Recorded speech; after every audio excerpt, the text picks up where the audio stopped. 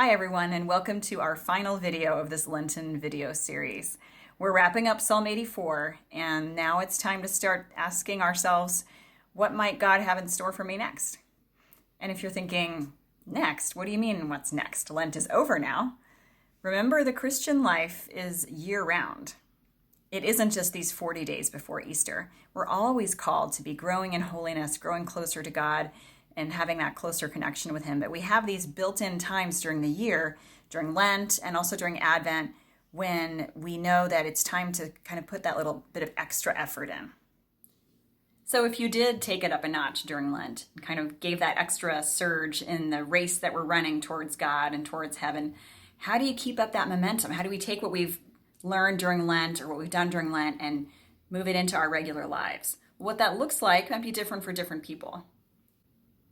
Maybe you used to only pray when you were in church on Sundays, but now you want to start trying to sometimes talk to God whenever you feel like it, like on a random Tuesday at 4:15.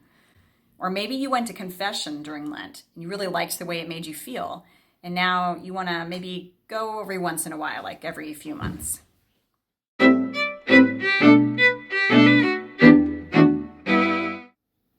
Or maybe one of the parts of Psalm 84 just really spoke to your heart and connected with something going on in your life. And you're thinking, I really want some more of this Bible study thing. How do I do more of this?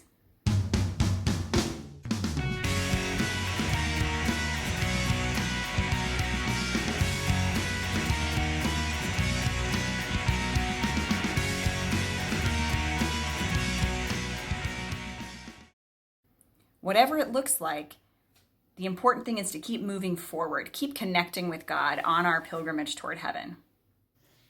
In Philippians 3:13 through 14, St. Paul says, "Forgetting what is behind and straining forward towards what is ahead, I press on toward the goal, to win the prize for which God has called me heavenward in Christ Jesus." In this video series, I've been encouraging you to think of Lent as a pilgrimage, as if you were heading toward Jerusalem, just like the writer of Psalm 84.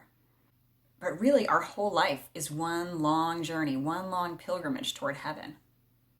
And you guys are young. You're just getting started. You have so many adventures ahead of you, so many wonderful things waiting around the bend in the road. I know things can get really hard sometimes. You have some peaks on your journey and you have some valleys, and sometimes there's some really low valleys.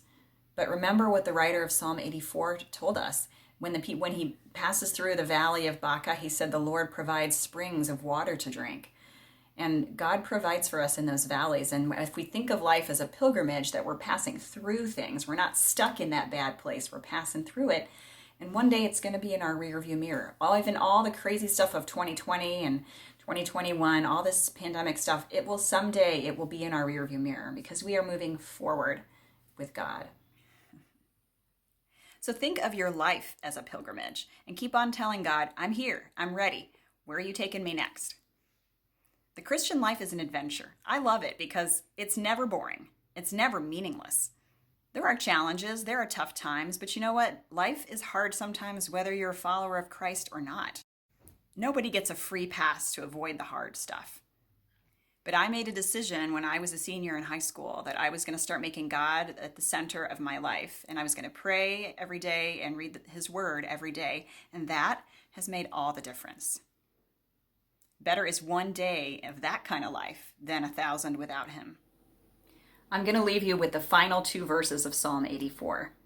So just like at the beginning of the psalm, now at the end of the psalm, the writer is back to focusing on praise.